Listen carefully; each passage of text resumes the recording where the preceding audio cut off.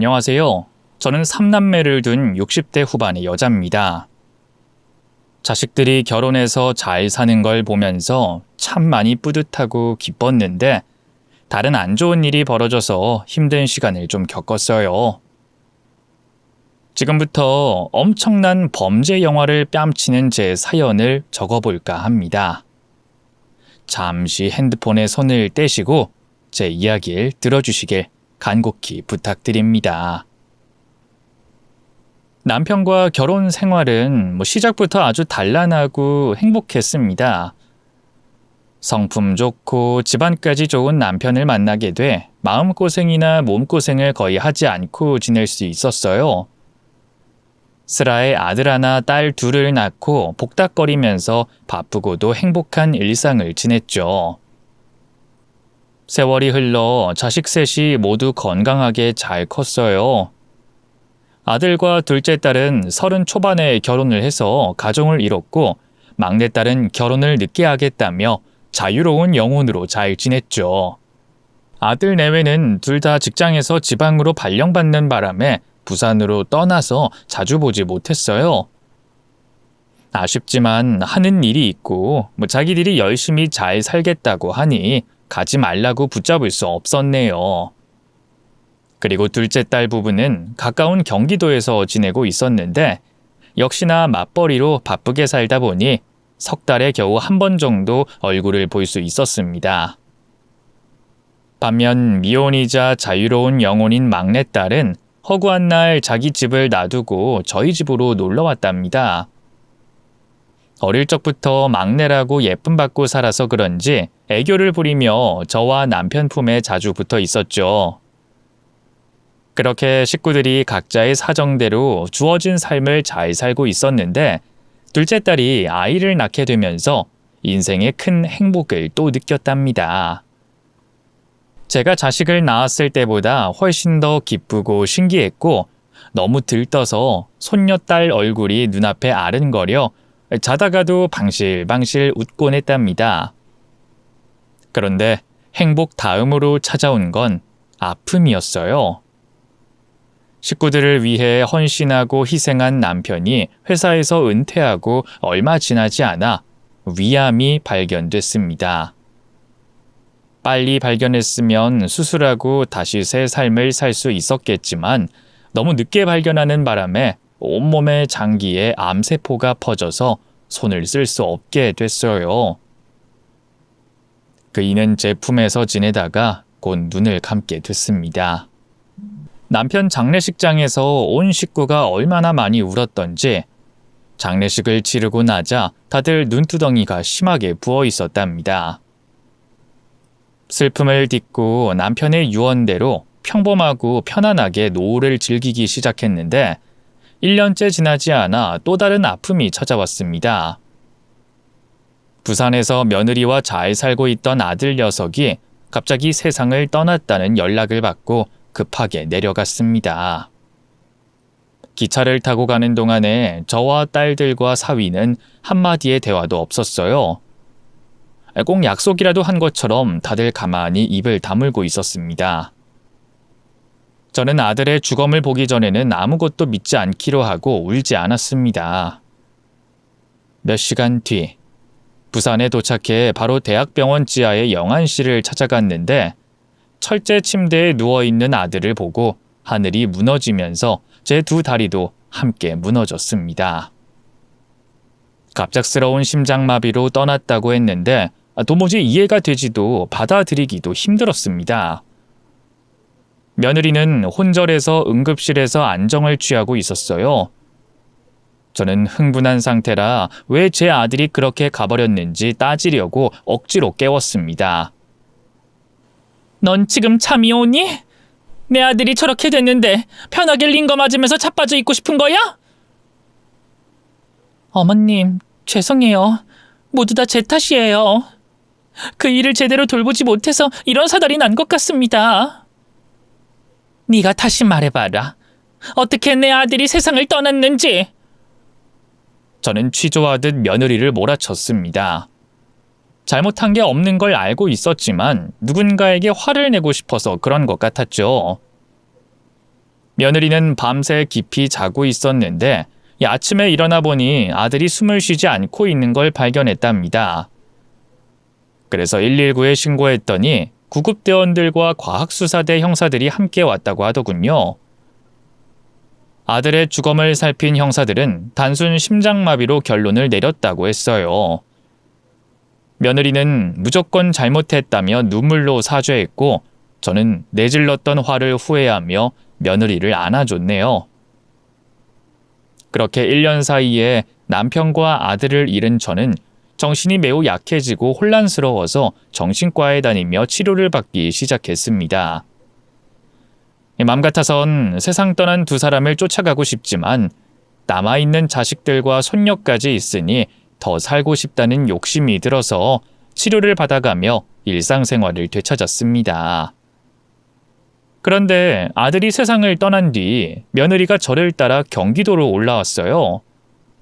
그 애도 심신 상태가 정상이 아니었으니 저와 둘이서 의지하며 지내면서 회복할 생각이었던 거죠.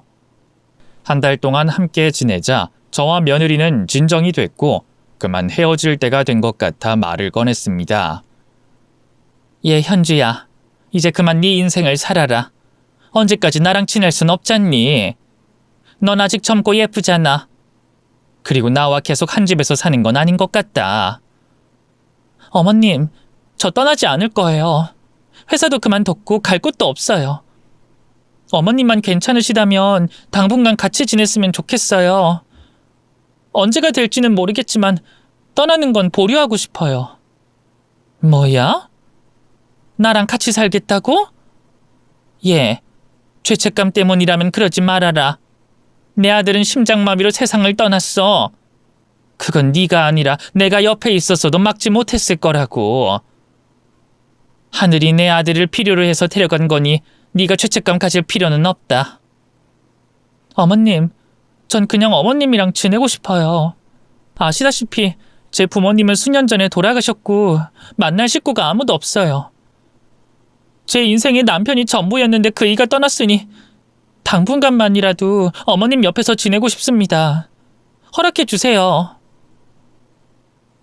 며느리는 많이 힘들고 슬프며 무서웠는지 쉽게 떠나지 못하겠다고 하더군요. 그래서 전 지내고 싶은 만큼 제 집에서 지내라고 일러줬습니다. 단, 언제든지 떠나고 싶은 생각이 들면 언제라도 좋으니 새 삶을 찾으러 가라고 말해줬죠. 며느리 현주는 매일 제 끼니를 챙겨줬습니다. 제가 부담되니 그러지 말고 편히 지내라고 해봤지만 말을 듣지 않았답니다. 아가, 현주야, 이러지 마라. 왜 고생을 사서 하고 그래? 그냥 편히 지내면서 밖에 나가서 바람도 쐬고 놀다가 들어와라. 맨날 내 옆에 붙어있지 말고. 어머님, 제가 어딜 가겠어요. 어머님 곁이 가장 마음이 편하다고요. 아이고, 이 착한 녀석.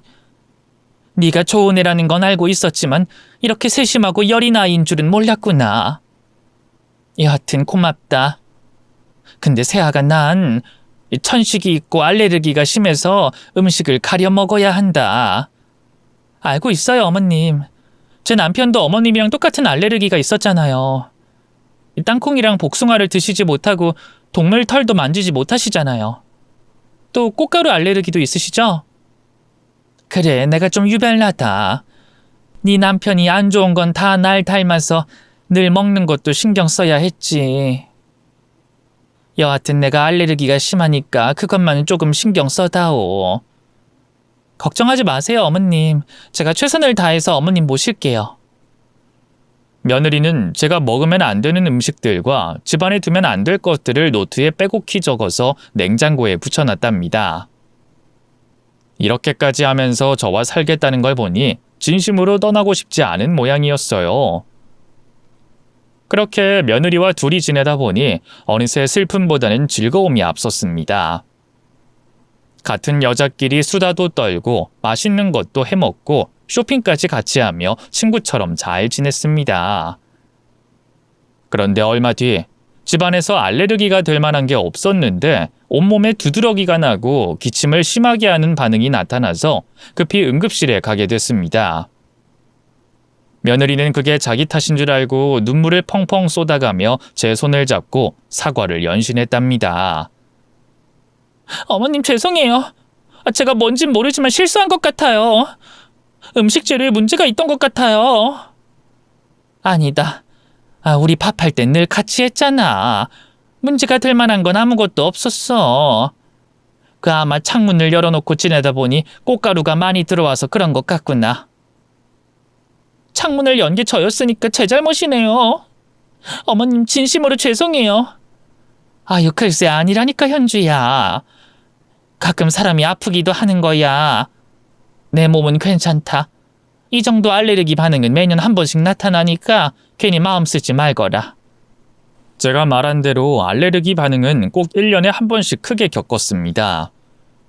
견과류나 과일, 그리고 우유나 계란, 밀가루 같은 일반적인 음식을 먹으면 안 돼서 늘 까다롭게 식사를 해야 했답니다. 게다가 천식까지 있으니 집안 공기가 안 좋으면 숨을 헐떡이기도 했어요. 몸이 이렇게 약하게 태어난 걸 후회한 적은 없었는데 제 아들이 그대로 물려받아서 알레르기 때문에 세상을 떠난 게 아닌가 하는 생각이 들기도 했습니다. 며느리가 옆에서 말동무도 해주고 잘 챙겨주는 덕에 몸에 난 두드러기와 호흡기관은 멀쩡하게 낫게 됐고 응급실에서 벗어나 집으로 돌아왔습니다. 한편 제가 하룻밤 입원한 소식을 들은 딸 둘이 찾아왔어요. 둘째 딸은 걱정을 하면서도 며느리에게 고마워했는데 막내는 그렇지 않았습니다.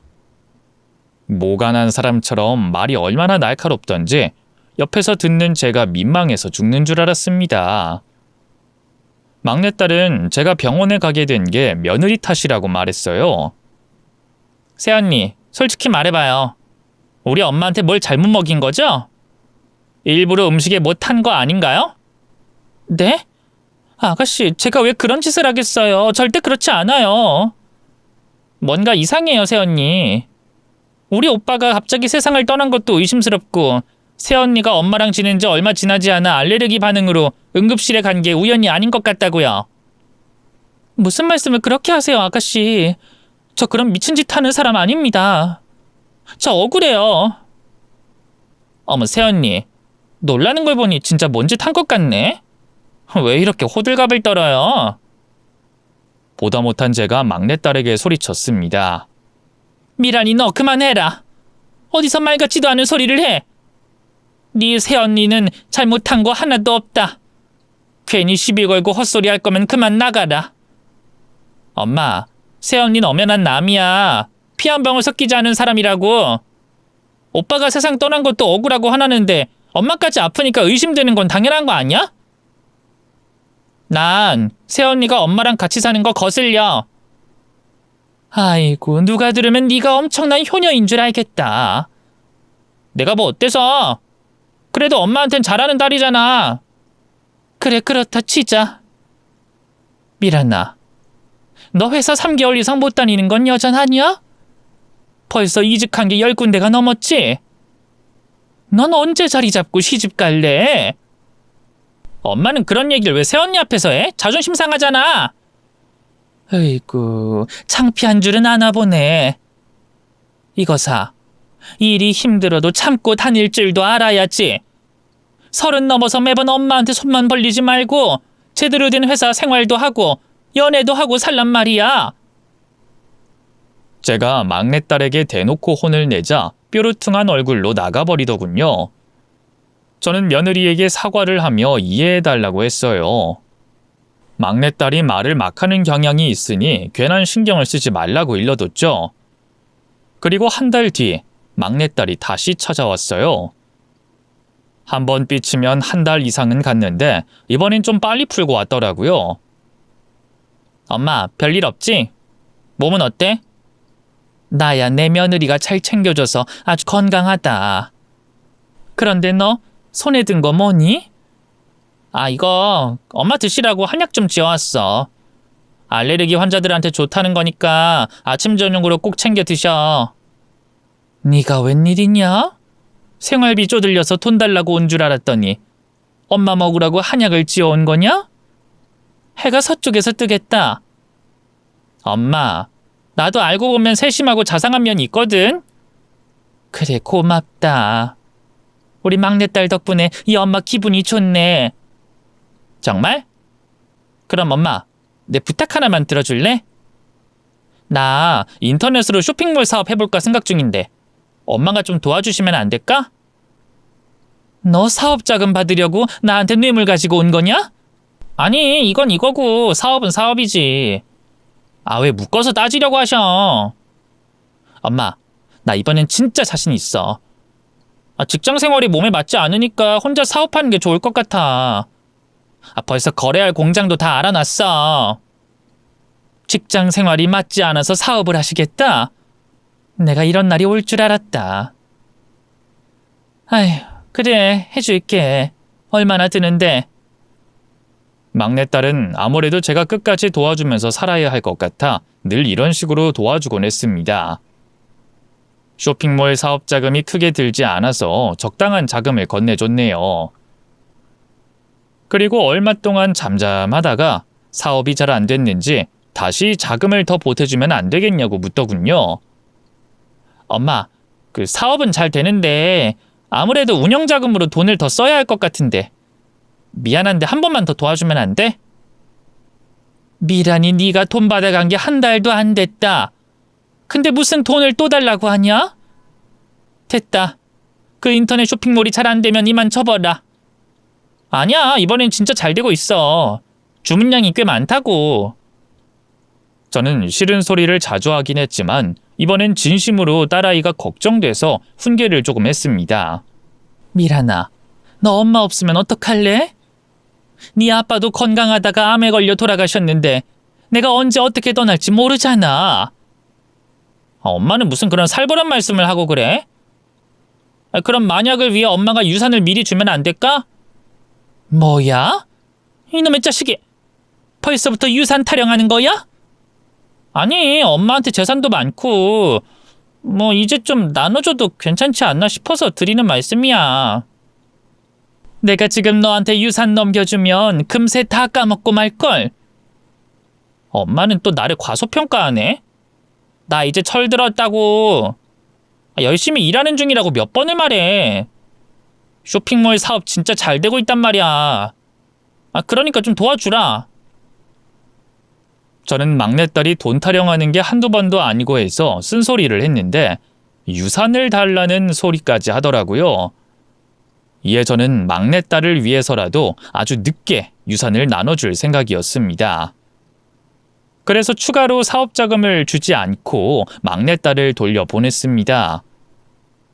이 쇼핑몰이 잘 된다고 하는데 제가 보기엔 영 믿음이 가지 않아서 스스로 일어서라는 말을 하고 끝을 냈어요. 그런데 그날 이후로 제 몸이 갑자기 쇠약해지기 시작했습니다.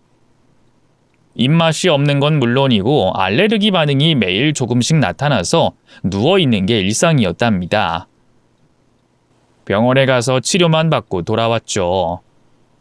그러던 어느 날 온몸에 발진이 일어났고 호흡이 제대로 안 됐어요. 열도 불덩이처럼 올랐죠. 말할 기운이 없어 누워만 있었는데 새벽에 며느리가 제가 앓는 소리를 들었는지 불이 나게 달려와 제 이마를 짚어보더니 바로 119를 부르더군요. 그래서 병원에 가서 며칠 동안 입원 치료를 받게 됐습니다. 의사 선생님은 제가 알레르기가 많은 걸 알고 있어서 뭘 먹었는지 확인하려고 질문했어요. 환자분, 요즘 계속 안 좋으시네요. 뭘 드셨는지 말씀 좀 해주세요. 저는 먹는 건 그냥 집밥이 전부예요. 며느리가 정성껏 차려줘서 아무런 문제가 없어요. 음식 말고 영양제 같은 건 안 드세요? 저는 골똘히 생각하는데 떠오르지 않더라고요. 그러자 옆에 있는 며느리가 놀란 표정으로 대답했습니다. 저희 어머님 한약 드세요. 막내 아가씨가 한약 지어주신 걸 아침 저녁으로 드시고 있어요. 한약이요? 그거 혹시 성분표를 알 수 있을까요? 지금 저희 아가씨가 병원에 오고 있으니까 물어보면 알 겁니다. 의사 선생님은 알겠다며 저에게 링거를 놔주고 다른 환자를 보러 떠났습니다. 1시간 뒤, 막내딸이 찾아왔는데 저를 보자마자 며느리에게 화를 내더군요. 새언니, 도대체 우리 엄마를 어떻게 모시길래 날마다 아프신 거예요?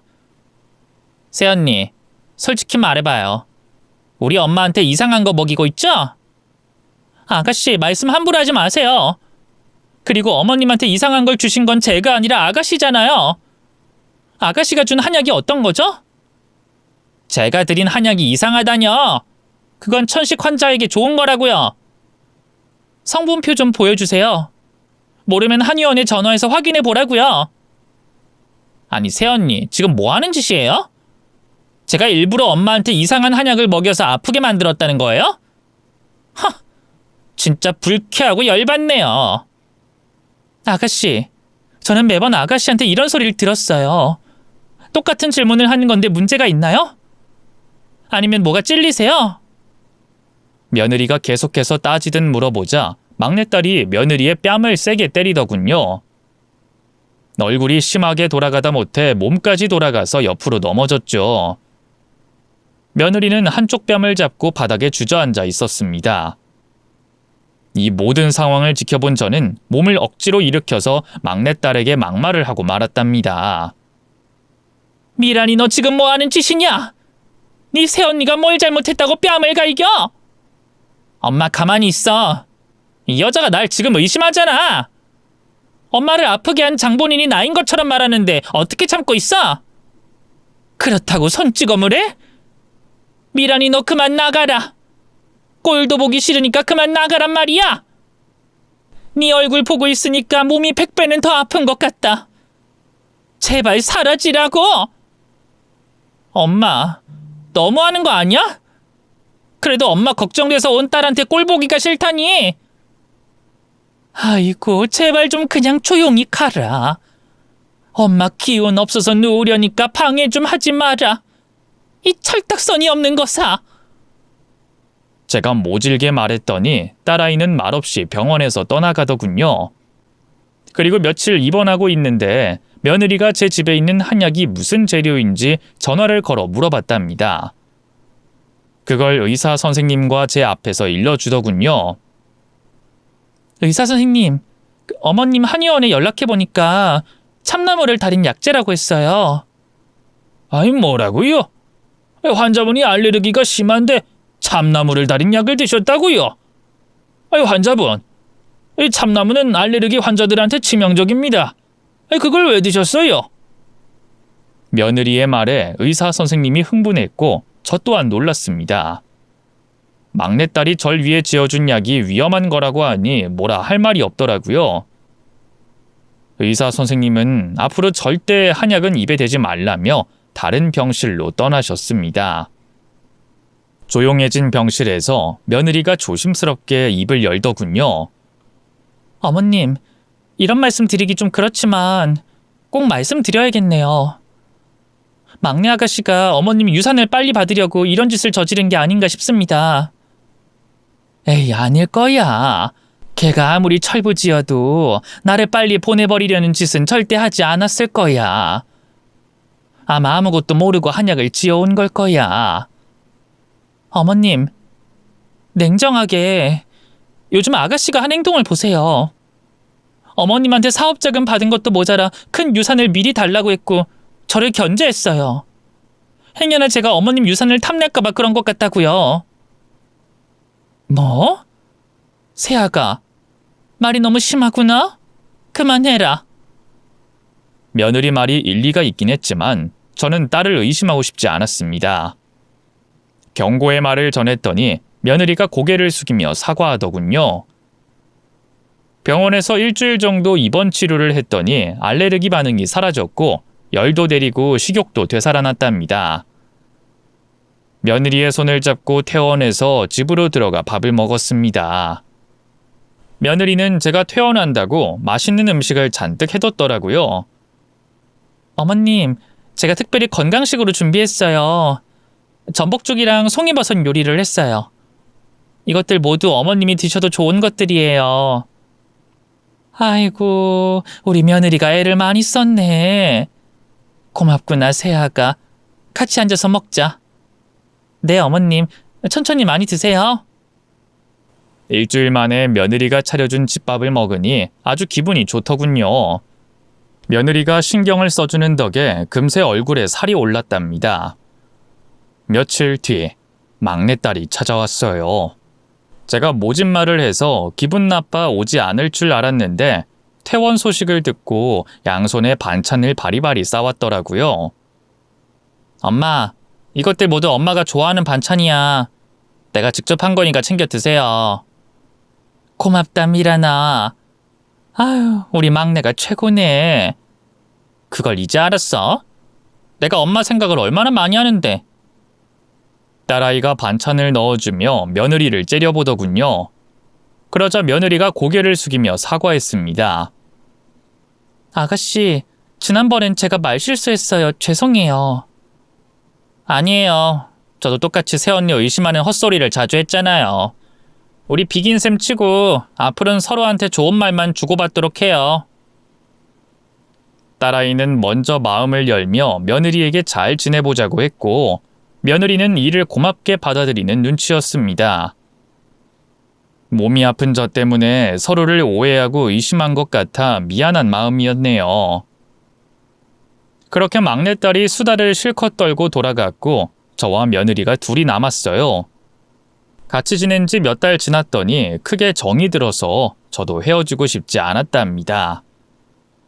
하지만 젊은 아이가 남편을 잃고 시모를 모시고 지내는 걸 보니 안쓰러웠어요. 그래서 하루빨리 자기 인생을 찾길 바라는 생각으로 물었습니다. 현주야, 너 여기서 지낸 지 벌써 넉 달이 다 돼간다. 내년이면 너도 나이 40인데 계획한 거 없어? 저요? 그냥 어머님이랑 더 오래 있고 싶어요. 다른 건 생각해 본 게 없는데요. 나야 고맙지만 네가 여기서 지내는 건 너무 아깝다. 내 아들 보험금 받아서 여유도 있을 텐데 어디 여행이나 다니면서 머리도 식히고 새로운 인생 계획해야 하지 않겠니? 또 나가라고 말씀하시려고요? 어머님, 제 마음속엔 아직 남편이 있어요. 그 생각이 덜 날 때까지는 어머님이랑 지내고 싶어요. 그리고 제 인생에 재혼은 없습니다. 남편이랑 원 없이 사랑해서 다른 사람은 눈에 들어오지 않을 것 같아요. 며느리는 여전히 떠날 마음이 추호도 없다고 하더군요. 남편과 아들을 잃고 슬프고 적적했는데 며느리가 곁에 있어서 고마울 따름이었고 앞으로도 고마울 일이 많을 것 같았습니다. 저는 며느리도 자식이라는 말을 실감하면서 뭔가 베풀고 싶었습니다. 그래서 제 유산의 3분의 1을 주기로 결정했답니다. 제 아들 보험금으로 충분한 돈이 있긴 하지만 제가 유언장을 써두면 며느리가 제 진심을 알 것 같아서 새로 유언장을 썼답니다. 새아가, 내가 당장은 너에게 무언가를 주진 못하지만 훗날 내가 세상을 떠났을 때 내가 너한테 유산의 3분의 1을 주마. 내가 남편 재산까지 모두 물려받아서 돈이 꽤 많다. 어머님, 그러지 않으셔도 돼요. 제가 뭐라고 유산을 주시겠다는 거예요? 네가 뭐긴 내 귀한 며느리자 딸이지. 네가 이만큼 해줬는데 나도 뭔가를 해주고 싶어서 이렇게 유언장 다시 써봤다. 내가 오래 살 거지만 그래도 널 얼마나 사랑하는지 알려주고 싶어서 이렇게 준비했어. 그리고 내 보험금 수혜자도 너로 해뒀다. 유산과 보험금이 꽤 많으니까 나중에 내가 떠나면 꼭 네가 받아줬으면 좋겠어. 어머님, 감사해요. 부족한 저한테 이렇게까지 마음 써주시니 더할 나위 없을 만큼 기뻐요. 감사해요, 어머님. 그래서 그날 유언장을 새로 고쳐 쓰게 됐고 며느리를 기쁘게 해준 것 같아 참 좋았네요. 그렇게 둘이 잘 지내고 있었는데 며느리가 외출한 어느 날 딸이 가져다준 반찬을 내놓고 혼자 밥을 먹었는데 얼마 지나지 않아 발작을 일으켰습니다. 온몸이 찌릿한 전기가 온 것처럼 저리기 시작해서 바들바들 떨면서 개거품을 물며 쓰러졌죠. 그 순간 현관문이 열리며 며느리가 뛰어들어오는 게 눈에 보였습니다. 그리곤 필름이 끊겼는데 다시 깨어났을 땐 병원 응급실이었습니다. 며느리와 저는 아무 말도 하지 않았지만 이 모든 게 막내딸 때문에 벌어진 일이라는 걸 서로가 느끼고 있었답니다. 막내딸이 가져다준 한약과 반찬들로 인해 제가 응급실을 계속 오갔으니까요. 안정을 취하고 집에 돌아가서는 막내딸이 준 반찬을 모두 내다 버렸습니다. 그리고 당분간은 막내딸 얼굴을 보지 않기로 했습니다. 멋대로 드나드는 막내딸이 들어오지 못하게 현관 비밀번호를 바꿨습니다. 딸아이는 제가 전화를 받지 않자 집으로 찾아왔는데 이 현관문을 열어주지 않았어요. 며느리와 저는 집안에 없는 척하며 아무 소리도 내지 않고 앉아 있었습니다. 그러자 딸애는 현관 밖에서 짜증 섞인 목소리로 말하더군요. 둘 다 어디 간 거야? 겁나 짜증나네. 돈이 급하게 필요한데 이걸 어쩌지? 현관 비밀번호는 왜 바꾼 거야? 그 말을 들은 저는 막내딸이 돈에 심하게 집착해서 저를 해치려고 한 것이라는 확신이 들었습니다. 그런 의심을 하지 않으려고 했는데 이 정황상 막내딸이 분명해 보였어요. 그렇게 몇 주 동안 막내딸이 찾아와도 문을 열어주지 않고 지내고 있었는데 저도 모르게 제 생일이 성큼 다가왔더라고요. 그동안 스트레스가 심해서 날짜를 제대로 모르고 흘려보냈는데 며느리가 저를 위해 생일상을 차려주는 걸 보고 알게 됐습니다. 세아가, 너 지금 뭐하니? 뭘 이렇게 많이 만들고 있어? 어머님도 참, 내일이 어머님 생신이시잖아요. 아유, 그러니? 지금 너 내 생일상 차리는 거야? 네, 내일 아침에 제가 어딜 다녀와야 해서 미리 미역국이랑 불고기 좀 볶아놨어요. 어머님, 내일 아침만 혼자 드시고 오후에는 저랑 같이 밥도 먹고 놀러도 나가요. 넌 똥도 버리기 아깝다. 얘야, 나도 까먹고 있는 생일을 어떻게 한 거야? 아유, 고맙다는 말을 너무 많이 해서 듣기 지겹지? 그래도 고마운 건 표현해야지. 세아가, 진심으로 고맙다. 내가 네 덕분에 호강하고 사는 것 같아서 기분이 아주 좋다. 저도 어머님 덕분에 매일 기분 좋게 지내고 있어요. 그러니까 오래오래 저랑 친구처럼 지내주세요.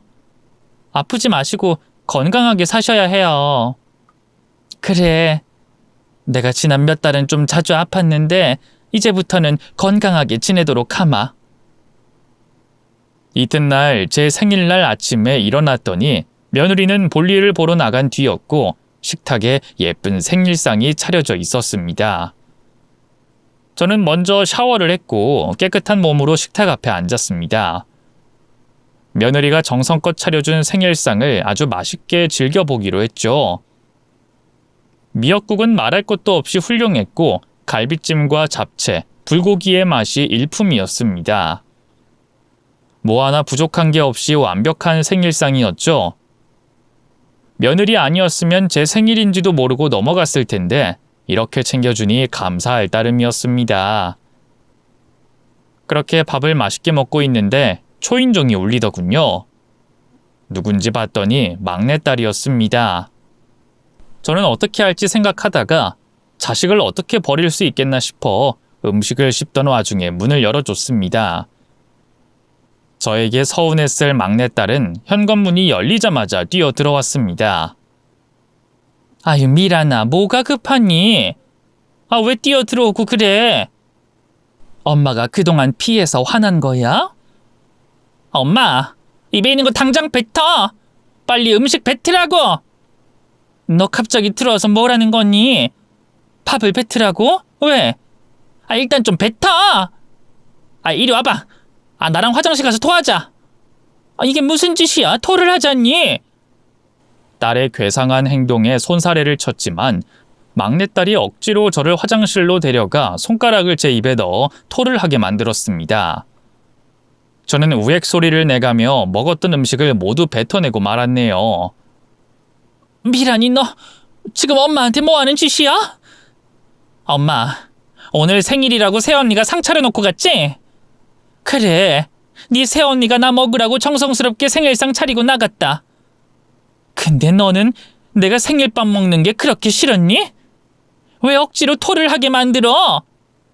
그러자 막내딸은 화장실 바닥이 꺼지도록 큰 한숨을 내쉬더군요.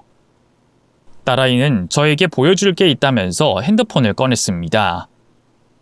엄마가 요즘 나를 피하는 것도 이상하고 자꾸 병원에 실려가는 것도 의심이 들어서 새언니 뒤를 캐봤어. 그런데 이 영상을 좀 봐봐. 아주 충격적이니까. 내 며느리가 무슨 짓이라도 했다는 거니? 미란아, 너 이러지 마라. 네 올케는 세상 누구보다 착한 사람이라고. 엄마, 말씀 그만하고 영상 보라고, 얼른! 저는 무슨 영상인지 일단 보기로 하고 입을 다물었습니다. 이윽고 며느리가 영상에 등장했는데 장소는 다른 곳이 아닌 제 집이었습니다. 이게 뭐냐고 물었더니 딸애가 며칠 전 새벽에 저 몰래 집에 들어와 홈카메라를 설치해뒀더군요. 며느리와 제가 대놓고 피하고 있으니 뭔가 이상하다 싶었는지 뭔가를 알아내려고 집에 들어와 카메라로 감시했답니다. 현관 비밀번호는 남편 생일이라 쉽게 열었다고 했습니다. 그리고 영상 속에 등장한 며느리는 제 생일상을 차리는 게 나왔는데 콧노래를 부르며 혼잣말을 하더군요. 오늘 냄새나고 시끄러운 노인네 귀 빠진 날이네. 생일날이 제삿날이 되면 재밌겠지? 오늘은 과감하게 땅콩가루랑 복숭아 좀 많이 넣어야겠다. 아, 그리고 강아지 털을 곳곳에 숨겨둬야지. 아, 이 노인네가 빨리 돼져야 유산이랑 보험금 받을 텐데. 아우, 이 늙은 년아. 잘 처먹고 잘 돼져라. 이 년은 내가 음식에 장난친 줄 모르고 지 딸내미 의심했지? 그래, 그렇게 나와야 나중에 내가 의심받을 일이 없지. 그리고 막내년이 준 반찬에 땅콩이 보이지 않도록 가루를 내서 넣었더니 한번 갈 뻔했단 말이야. 아, 그럼 오늘이 최후의 만찬이 되시겠습니다, 이년아. 제발 빨리 좀 되져라. 네 아들 새끼 보험금만으로는 성에 차지 않으니까.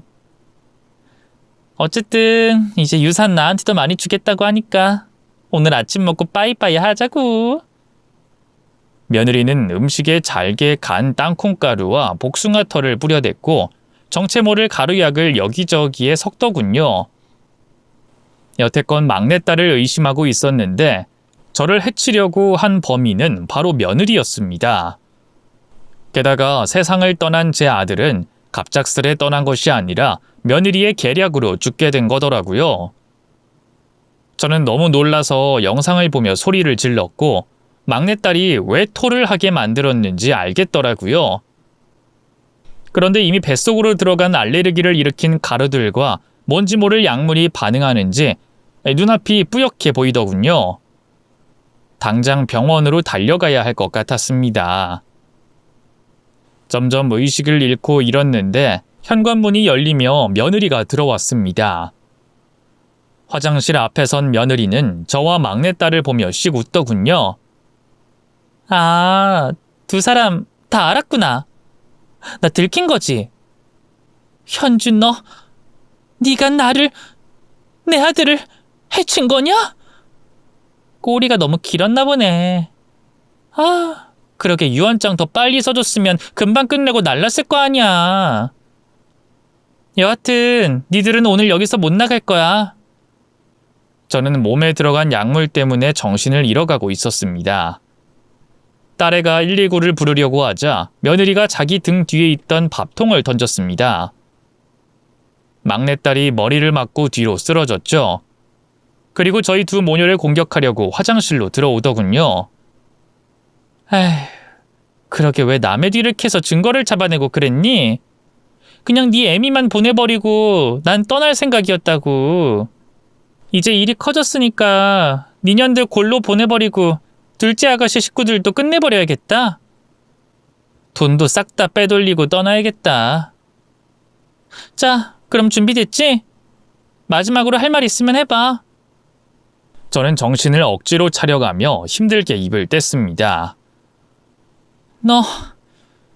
너, 뭐, 똑바로 말해봐. 우리 집 화장실은 늘 미끄럽다, 현주야. 내가 매일 세제로 미끄럽게 닦는 거 잊었니?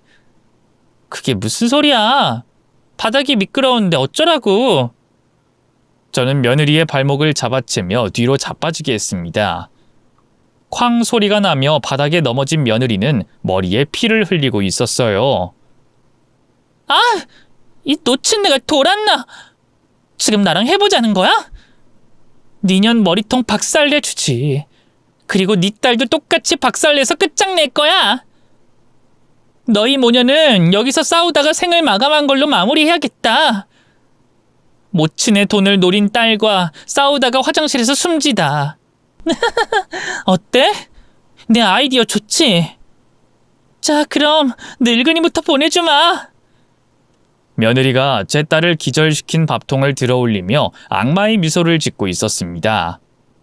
그런데 그 순간 제 딸이 정신을 차리면서 바닥에 떨어진 샤워기 줄을 며느리의 다리에 감고 다시 한번 잡아뜨렸습니다.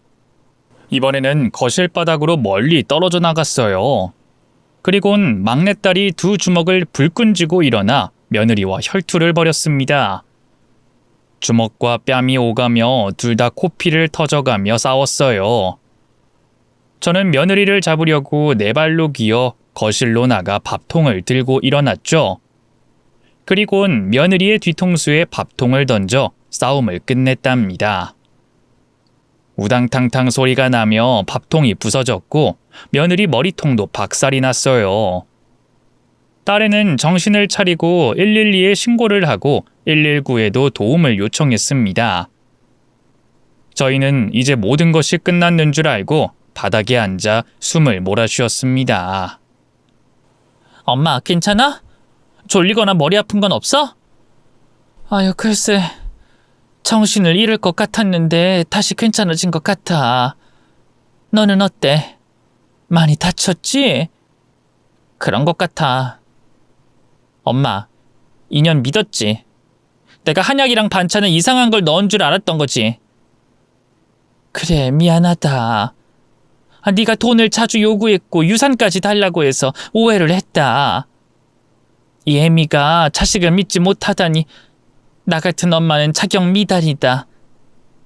미안하다. 미란아. 됐어. 따지고 보면 내가 의심 갈 만한 짓을 많이 했잖아. 한약도 내가 잘못 지은 죄가 있잖아. 그 한의사가 분명 참나무 성분이 좋다고 했는데 돌팔이었나 봐. 여하튼 다 미안해. 그리고 엄마 유산 달라고 안 할 테니까 앞으로 나 피하지 마. 아유, 그럼 당연하지. 이제 다 끝난 거 맞지? 인연이 날 해치려고 한 것과 네 오빠를 해친 것도 맞지? 내가 며칠 전부터 알아봤어. 새언니 뒤 밟아가면서 무슨 일 꾸미는지 알아봤는데 엄마랑 오빠한테 땅콩가루만 넣은 게 아니야. 수면제도 같이 넣고 위험한 화학약품도 소량씩 넣었어. 그걸 거래하는 걸 찾았지. 어쨌든 엄마, 인연은 이제 감옥으로 가게 될 거야. 억울하게 자연사로 장례를 치른 오빠의 한을 풀게 될 거라고. 그래, 곧 경찰이 오니까 다 잘 될 거야. 그렇게 딸애가 밝힌 이야기를 모두 듣고 며느리를 주시하고 있었습니다. 밥통을 맞고 기절했는데 꽤 오래 누워있더군요. 이윽고 사이렌 소리가 들렸고 잠시 후 저희 집 현관문이 열리며 형사들이 먼저 들어왔습니다. 그런데 그때 며느리가 눈을 뜨고 벌떡 일어나더니 베란다를 향해 뛰어가더군요. 형사들이 체포하려고 하자 반항하는 것이었습니다. 가까이 오지 마. 니들 한 발짝만 더 움직이면 여기서 뛰어내린다. 이에 형사들이 두 손을 들고 괜한 짓 하지 말라고 설득하고 있었는데 제가 그 뒤에서 입을 열었습니다. 현주야, 다 끝났다. 너 거기서 뛰어내리려고? 그래, 뛰어내려라. 저승 가서 내 아들한테 사죄하란 말이야. 이 늙은 년아, 네가 이겼다고 생각하지? 근데 아니야. 네 년이 오늘 처먹은 건 화학약품 중에 아주 독한 용액이야. 그건 피검사에도 나오지 않는 성분이라 의사가 치료하기 힘들 거다. 그리고 벌써 몸에 퍼졌을 거라 네 년이 먼저 골로 갈 거라고. 그래서 내 몸이 뻣뻣하게 굳어가는 건가? 머리도 어지럽고 속도 메스꺼워. 그래 이년아, 넌 이제 곧 돼질 거야. 이 게임의 승자는 바로 나란 말이야. 제 몸은 곧 마음대로 움직이지 않고 마비 상태가 됐습니다. 바닥에 힘없이 쓰러지고 말았어요. 경찰들 뒤에 들어온 구급대원들이 저를 들것에 싣고 밖으로 나갔습니다. 그리고 1층 주차장에 있는 구급차를 타려는 순간 눈앞에 뭔가 번쩍거렸어요. 다름 아닌 며느리가 베란다에서 떨어진 겁니다. 저는 그 광경을 마지막으로 보고 의식을 잃었어요. 병원으로 옮겨져 위세척과 여러 주사를 맞고 안정을 취하자 몇 시간 만에 무사히 깨어났습니다. 그리고 제 눈앞에는 막내딸이 서 있었습니다. 미란아, 아까 내가 본 게 꿈이니? 아, 새언니 떨어진 거? 그거 꿈 아니야. 그년이 베란다에서 소리를 고래고래 지르면서 형사들한테 꺼지라고 하면서 난간에 매달렸는데 이 멍청한 년이 미끄러져서 그냥 떨어진 거야. 뭐야? 그럼 저 세상에 간 거야? 그렇다네. 그 자리에서 바로 숨졌대. 지금쯤 지옥에 가서 벌 받고 있겠지. 아휴, 진짜 별일이 다 있네. 내가 큰일 날 뻔한 것도 놀라운 일인데 내 아들이 차연사가 아니라 며느리년이 해친 거라니 너무 억울하다. 지금이라도 진실이 밝혀졌으니까 오빠도 편히 눈 감을 거라 믿어. 엄마나 얼른 회복해. 앞으로는 남이 주는 건 아무거나 먹지 말고. 그래, 내가 이번에 확실하게 배웠다. 내 새끼들 말고는 아무도 믿지 않기로 말이야. 미안했다, 미란아. 사과 그만해. 나도 잘못한 게 있으니까 의심받은 거잖아. 지금 언니랑 형부도 오는 길이래. 두 사람도 많이 놀란 모양이야. 새언니가 천사라고 생각하고 있었으니 그럴만도 하지. 그러겠지.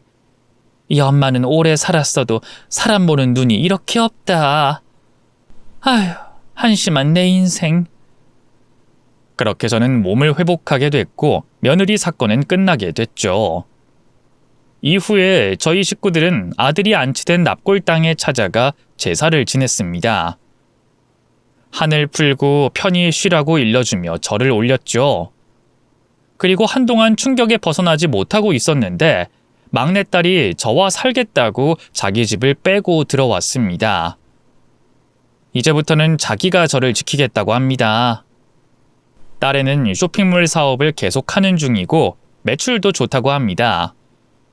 그래서 얼마 뒤에 저에게 받아간 사업 자금을 돌려주기도 했답니다. 철딱선이 없는 자식인 줄 알았는데 제가 잘못 알고 있었던 거죠. 저는 엄마 자격이 없는 사람인가 봅니다. 막내딸과 1년 동안 재밌게 잘 지냈는데요. 애가 아직은 결혼은커녕 연애도 하지 않고 저와 100년만년 살겠다는데 마음대로 하라고 했습니다. 결혼은 필수가 아니라 선택이니 하고 싶은 대로 하라고 했죠. 그리고 제가 딸에게 준 상처를 갚으려고 많은 사랑을 주려고 노력하고 있답니다. 제 공포스러운 반전 사연은 여기서 막을 내려야겠네요. 정말이지 이 사람이 세상에서 제일 무섭다는 말이 맞다는 걸 제 며느리를 통해 여러분도 느끼셨겠죠? 부디 오싹하고 재밌게 들어주셨길 바라며 이만 인사를 드리고 물러가겠습니다. 끝까지 경청해 주셔서 진심으로 감사합니다.